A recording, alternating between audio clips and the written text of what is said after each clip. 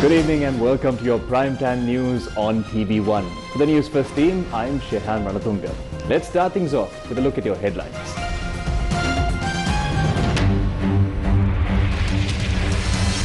Protesters converge on Galle-Face Green to mark the Aragalaya. Unrest ensues after police intervene.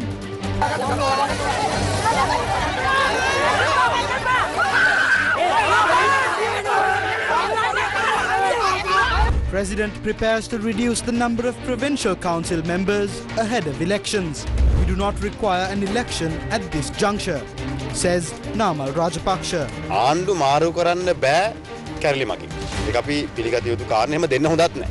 The Archbishop emphasizes the fact that the time has come for a social transformation. ඒක වෙන කාට හරි බාර දීලා ඕගොල්ලෝ ඒ අරගලය නැත්තම් සටන කරලා අපිට අරන් දෙන්න නිදහස කියලා වැඩක් නැහැ. Proposal to be submitted to the Sri Lankan cabinet to downgrade the country from a middle income to low income economy. Cabinet spokesperson Bandula Gunawardena says he doesn't know how to get Sri Lanka out of this situation. මේකෙන් ගොඩ එන්න පුළුවන් ක්‍රමවේදයක් කාට හරි කියලා දෙන්න පුළුවන් නම් ඒ මෙලෝ වශයෙන් කීර්තිය පරලෝ වශයෙන් පින්කම. Approval for the issuance of a tender for the supply of urea for the forthcoming Maha harvest amidst turmoil in the issuance of tenders.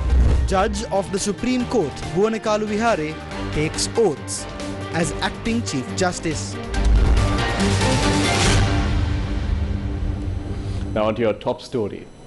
When a large group of people gathered at the Galle-Face Green to commemorate the Aragalaya this evening, the police intervened. Several members of the Aragalaya were arrested. A group of members of the Aragalaya organized a demonstration to commemorate the activists who lost their lives contributing to the Aragalaya since the 9th of April. However, even before the demonstration began, the police intervened.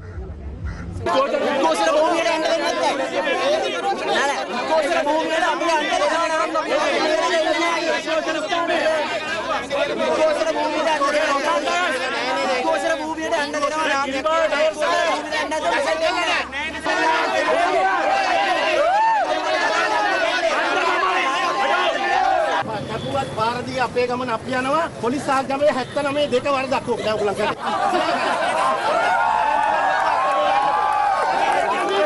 ඔය සියලුම දෙනා gas මාත් දාගන්න. Afterwards, the group demonstrated at the location.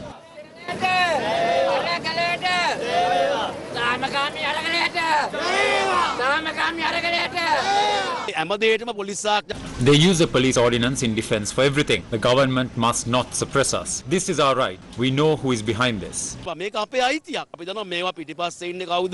Police again interrupted the demonstration.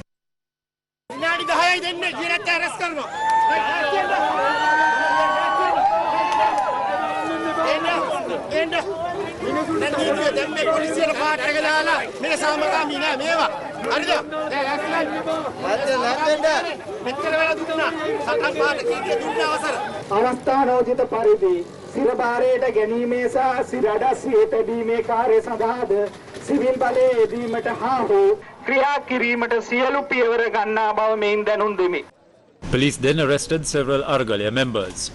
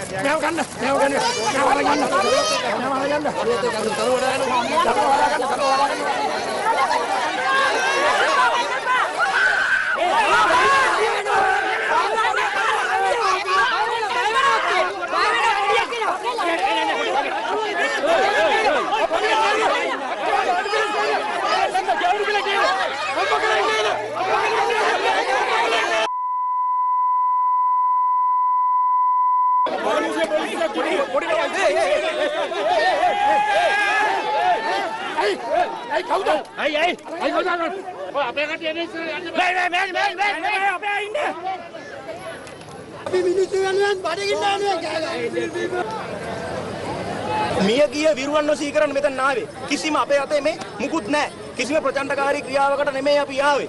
ඉතින් දැන් මේ ඉඩමට එන්න බැයිද? මේ ඉඩම ඉන්දියාවේ. Later, the crowd lit candles to commemorate the activists who lost their lives.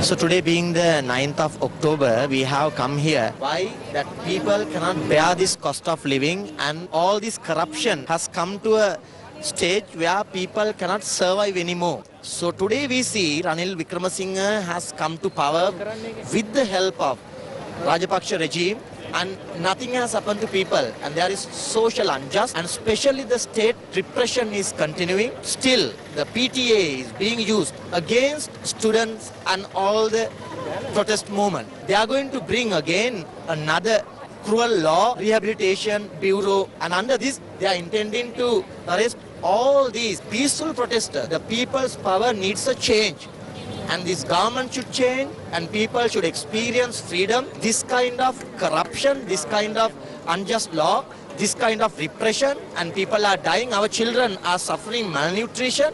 So we can't go on like that. So we will continue this struggle in a peaceful and democratic.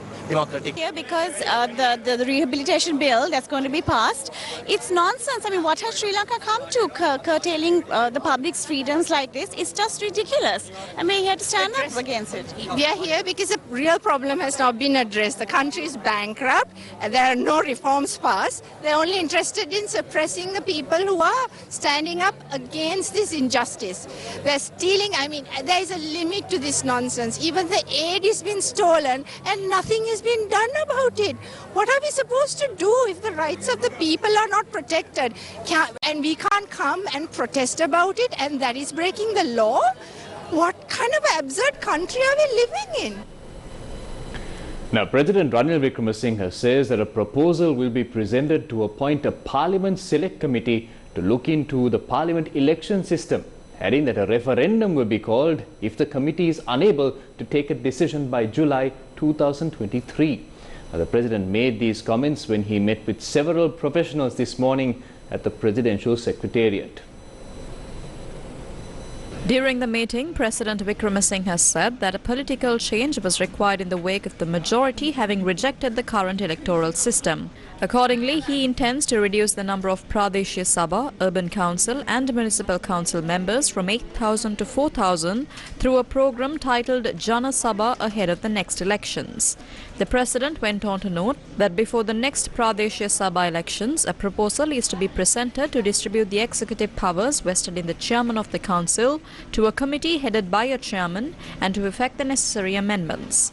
The President pointed out that the main cause for corruption in politics was the preferential voting system. He added that immediate measures should be taken to convert the current electoral system to first past the post system or a hybrid system. Through this, it is expected to reduce costs during election campaigns. Meanwhile, the Frontline Socialist Party says that the government is trying to withdraw the electoral map. These views were expressed via a video released by Frontline Socialist Party on one of their social media platforms. He somehow became the president of this country. Now he wants to change the electoral map to suit his politics. To do this, he had made several remarks on the Aragalaya. He also said that our electoral system has faced criticisms as well. We have never seen him passing such criticisms on the electoral system before. What we see is nothing but a plan to tailor the electoral system of this country to suit his own political agendas. Even when he was appointed as the president, we warned the people on what sort of a dictator he can become. Therefore, we doubt whether the people's aspirations raised during the Aragalaya are implemented by this administration. While using those aspirations as a cover, what he is doing right now is tailoring the electoral system of the country to suit his own political agendas. Now, Parliamentarian Namal Rajapaksa says there is no hurry of calling for an election anytime soon. However, He further said that his party, the Podujana Peramuna, is always prepared to face any future elections. Parliamentarian Namal Rajapaksa met the people of Suryaweva today.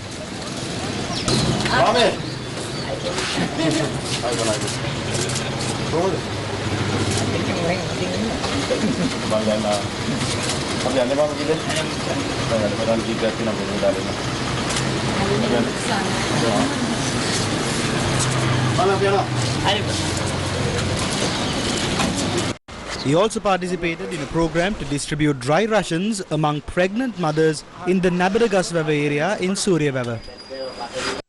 As the Podujana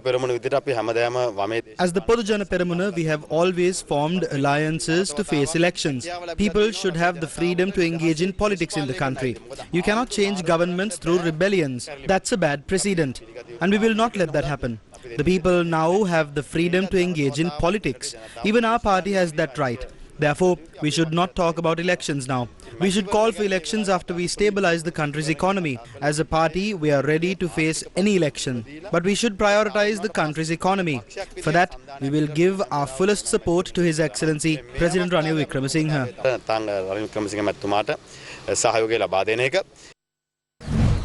Meanwhile, former President Maithripala Sirisena commented on the Rise Together program implemented by the Sri Lanka Podujana Peramuna. He made these remarks after obtaining blessings from the temple of the Tooth Relic.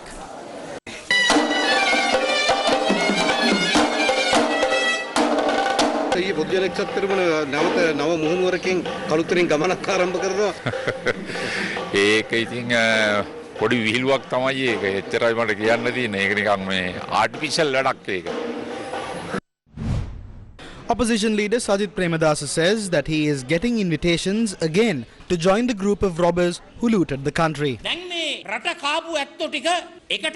Now the robbers who looted from this country have got together and they are inviting me as well to join them. Doesn't the man who shed tears yesterday realize that 22 million people of this country are crying? The farmers are crying, the fishermen are crying, the workers are crying, the businessmen are crying, and even the state workers are crying today. He was performing on stage yesterday by shedding false tears. He should understand that the people of this country are miserable. They are under immense pressure. Mothers can't find milk powder to feed their children. Don't you understand their sorrows? Now all these people who shed false tears are going to get together. I want to know what these Pohoto robbers are trying to do here. Are you all trying to get together and loot again instead of doing it alone? After pushing the country into bankruptcy, are you all trying to get together and destroy this country? The people will never give back the power to a family that destroyed this country by deceiving the people.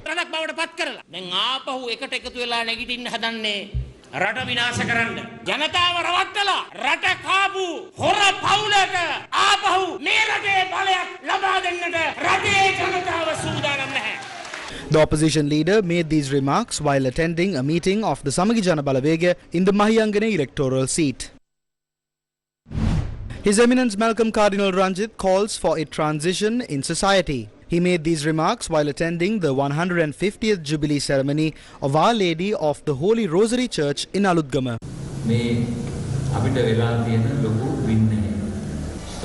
The country is facing a huge tragedy today. The country, instead of progressing, is falling apart day by day. This is mainly because of the selfish culture these politicians have created.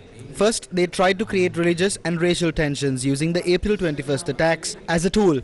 We didn't fall for that trap, but that was their target. After this, they created tensions using the economic crisis.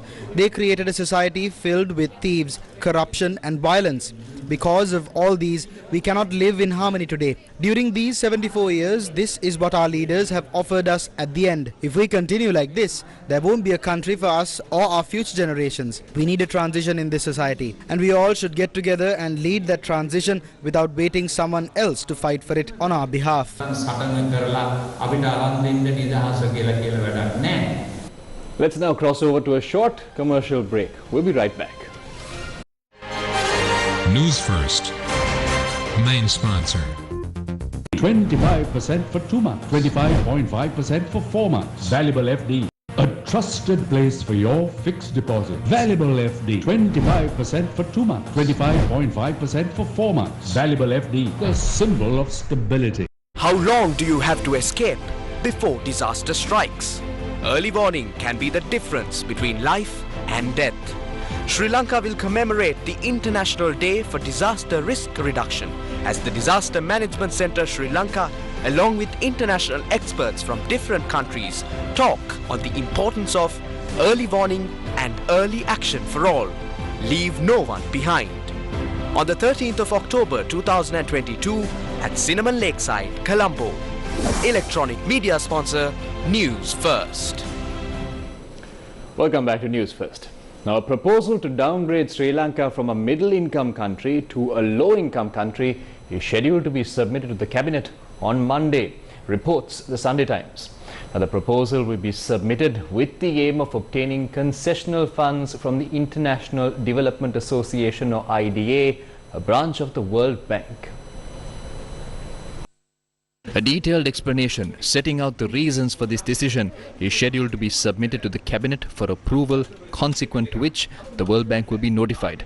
The Sunday Times report that according to government officials, this decision has been taken in view of the current financial constraints, including the lack of foreign reserves, inflation and debt repayment difficulties.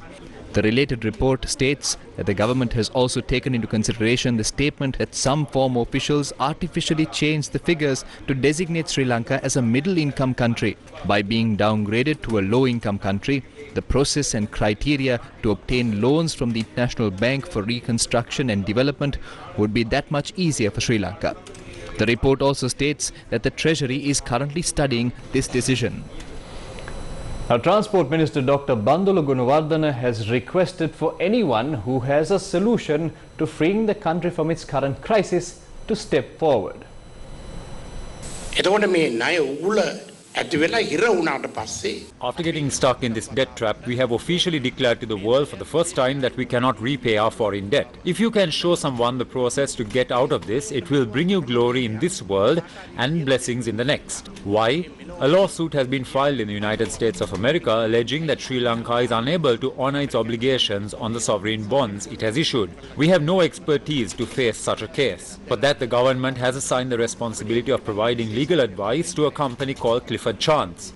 We have even chosen a company called Lazard in France to prepare a system to get us out of this crisis. There is no political solution for this. If we knew the method to solve it, we wouldn't need to hire foreign experts after paying huge debts with these dollars. If there is such a person, please come forward.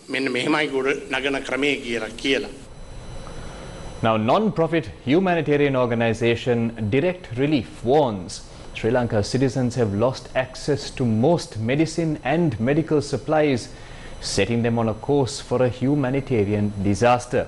Now, following a meeting with Prime Minister Dinesh Gunawardena, Direct Relief's Manager of Emergency Response Chris Alleyway said the situation was grim. He said, and I quote, "For the next 6 months, they are expecting a catastrophic number of deaths," end quote. Last week in Sri Lanka, Direct Relief staff participated in an extensive series of meetings with Prime Minister Dinesh Gunawardena and much of the country's healthcare leadership. According to an article published on the Direct Relief website, the 3,500-bed National Hospital of Sri Lanka in Colombo, which usually has 1,300 medicines in stock, is now down to requesting only the 60 most essential medicines. The article goes on to note that anesthesia in the country is in short supply and most general surgeries in the country have ceased, including kidney transplants. Cancer patients have lost access to medications needed to fight the deadly disease. Diabetes patients must secure and bring their own glucose meters for blood sugar checkups. According to Direct Relief, many hospitals are stocked out of basic items. Direct Relief says it delivered 8 humanitarian shipments totaling 27 tons and 16 million defined daily doses of donated medicine.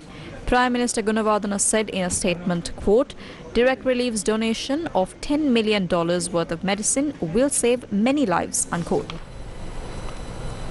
Now, in other news, the debate on the current tender procedure has started again in the wake of cabinet approval being sought for the issuance of a World Bank-sponsored tender for the import of 125,000 metric tons of urea. This is for the upcoming Maha season. The debate has recommenced with the World Bank querying the prices quoted by fertilizer suppliers. The Ministry of Agriculture says that plans have been made to import 45,000 metric tons of potassium as well under this tender. Agriculture Minister Mahinda Amaraweera said that following an unsuccessful first round, 3 suppliers have now been shortlisted in a second round. A company by the name of Virtus has made a written request to the minister to supply urea at $605 per metric ton. This letter was submitted 23 days ago. There has been no response to this letter. However, a proposal is being made to the cabinet by the minister to import fertilizer at $845 per metric ton. Why is there not even a response provided to the company that has proposed to import fertilizer at $605 per metric ton? If they go ahead with importing 125,000 metric tons at $845 per metric ton, the country is due to face a loss of $30 million. The World Bank, when extending its sponsorship, has set out the fact that the tender should be transparent. There is an allegation that they imported gas through an entity of Sagala and Ranil, and the country lost out immensely as a result. This has been reported to the COPE committee. They have rejected the tender submitted by companies quoting a price of $605 per metric ton on the basis they submitted their proposals too late. A massive fraud was to take place over the procurement of coal, and the Ceylon Electricity Board was about to suffer a loss as a result. What is happening now is similar to playing cards while the patient is still at home. The leaders of this country are engaged in a massive fraud. They are even trying to defraud the aid that is being extended to this country. I appeal to the leaders of this country to immediately stop their fraudulent intentions and to carry out the tender in the way it should be conducted so that the farmers of this country can get on with their farming activities. If not, we will not have adequate rice to even make porridge. The whole world uses Sri Lanka as an example of the extent to which fraud and corruption can engulf a country. In short, one of the main conditions when granting financial aid or extending loans is that funds cannot be defrauded in any manner. This embarrassing state of affairs has now become a charge against Sri Lanka at the United Nations Human Rights Council. Sri Lanka's leaders are also charged with fraud and economic criminal acts. Therefore, where previously supported by friendly nations, Sri Lanka is now facing a situation where it does not have any friends in the United Nations Human Rights Council. In these circumstances, the situation that the tender process for fertilizer is facing is not only an embarrassment for the country, but also a cause for lamentation for the farmers who are relying on the fertilizer subsidy to cultivate the upcoming harvest. Now, the Trade Ministry says they will recommence 35 bilateral trade agreements made with various countries which are inactive at present. The Ministry Secretary S.T. Kodikara says following 2018, many discussions regarding several trade agreements collapsed owing to various reasons. The free trade agreement with Singapore is to be reactivated, as well as trade agreements with India, Thailand and China. The Secretary also says discussions on entering into new free trade agreement with Indonesia have started. Now, Sri Lanka has fallen into an abyss of darkness due to ever-present fraud and corruption. Organizations including International Human Rights Council and the UN say that the country and the economy have been criminalized to the country's corruption scandals. The people of our country have been oppressed for an extensive period of time due to the decisions taken without proper management and consultation. Meanwhile, even today, many people are facing various problems with no solutions in sight. Now, Gammadda met several examples of such people today. Today, the Gammadda teams visited Mullaitivu, Polonnaruwa and Ratnapura districts and inquired about the people's problems. Gammadda door to door. Today is the 5th day of the 6th stage of the Gammadda door-to-door campaign. Many people whom we met today in the Mullaitivu district were more or less poverty-stricken. Today we went from door to door in many villages of Mullivedikkal West. People at these areas remain in a state of constant confusion, helpless as to what they can do. Now when it rains, sometimes we have no way to find even a single grain of rice to eat. My kitchen is full of water. All the walls have been blown away. Doors can't be closed. A kilogram of rice is 250 rupees. Wheat flour is 450 rupees. We live in such a helpless situation. You can't leave things at home. Either the dog carries it away or either people carry it away. I can't understand. It is people who are hungry like me. They are the ones who take it. School children do not even have enough food and drinks. Little children go to school without eating properly. There are many incidents where some kids get dizzy after going to school. There are 300 families like me. That is how we live. These comments are enough to explain the situation of the people living on a daily wage. Many people in Pudanvayal village live without enough food. There is no one to help these people.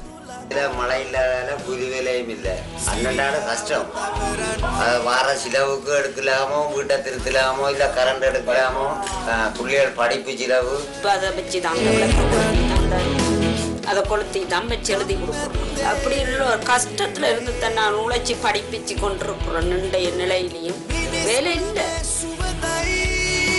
The government team travelling in Polonnaruwa met the people from door to door in many villages today.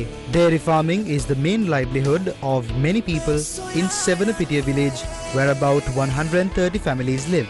The main problem they face today is the lack of a proper price for milk.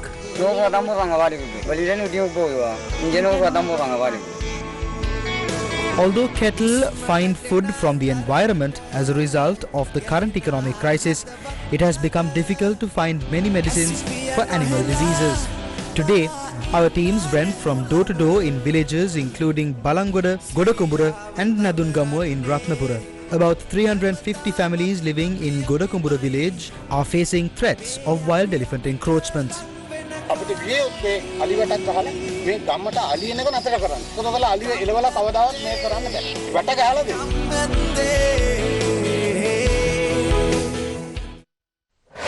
News First with the people.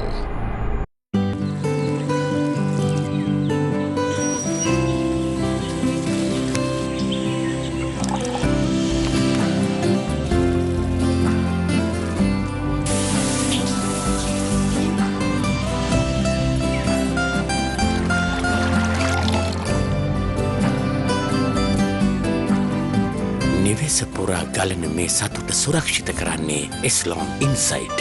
Eslon ජීවයයි ජලයේ ජීවිතේ. Welcome back to the news. As Supreme Court Justice President's Counsel Bhuwaneka Pandukabaya Aluvihara took oaths as the acting Chief Justice in the presence of President Ranil Wickremesinghe. He took oaths at the President's office today. The Secretary to the President, Samaneka Nayaka, also participated at the event. Now, Chief Justice Jayantha Jayasuriya is currently overseas. On Living Legends tonight, we take a look at the heroes of the Sri Lanka Army who made great sacrifices for the motherland. Sri Lanka Army, Living Legends. They made the sacrifices for the rest of the citizens to live a free life. They sacrificed their limbs so that their countrymen can live safe lives.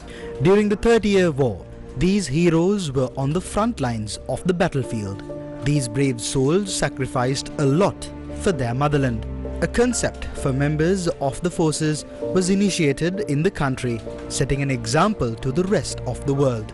It established several rehabilitation centers within the country for the benefit of the wounded war veterans. As a part of this program, an Abhimansala was established in Anuradhapura on the 6th of July 2001. Apart from this, Ranaviru Sevana and Mihindu Madura Rehabilitation Centers takes care of wounded veterans to this day. They get medical attention 24 hours a day from trained professionals. The facilities they require are free of charge at these centers.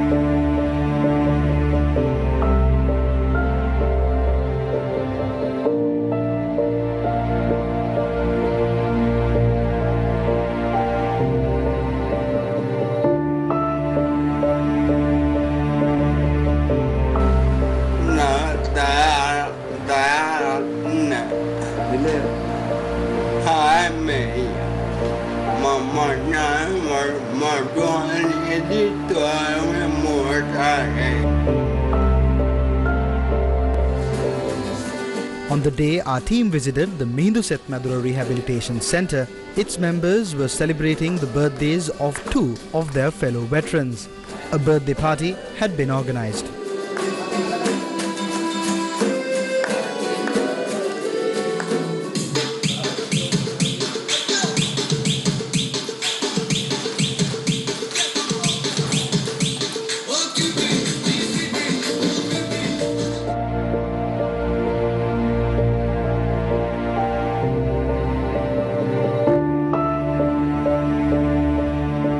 Today, veterans who lost their hands are painting in the centre.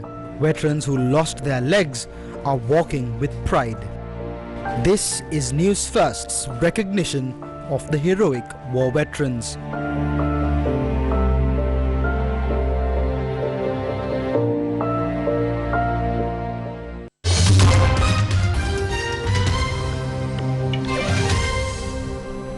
Now into some news overseas.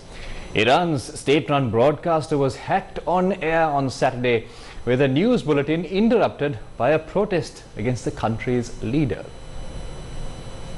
Saturday's TV news bulletin was interrupted when a mask appeared on the screen, followed by an image of Supreme Leader Ali Khamenei with flames around him. Images included Iran's Supreme Leader with a target on his head, photos of Mahsa Amini, who died in custody after being detained in Tehran by morality police, and 3 other women killed in recent protests. The group called itself Adalat Ali, or Ali's Justice. The interruption lasted only a few seconds before being cut off. It comes after at least 3 people were shot dead when protesters clashed with security forces in new unrest over the death of Mahsa Amini. Amini was detained in Tehran by morality police for allegedly not covering her hair properly, and the 22-year-old died in custody on the 16th of September, 3 days after her arrest. Her death has sparked an unprecedented wave of protests across the country.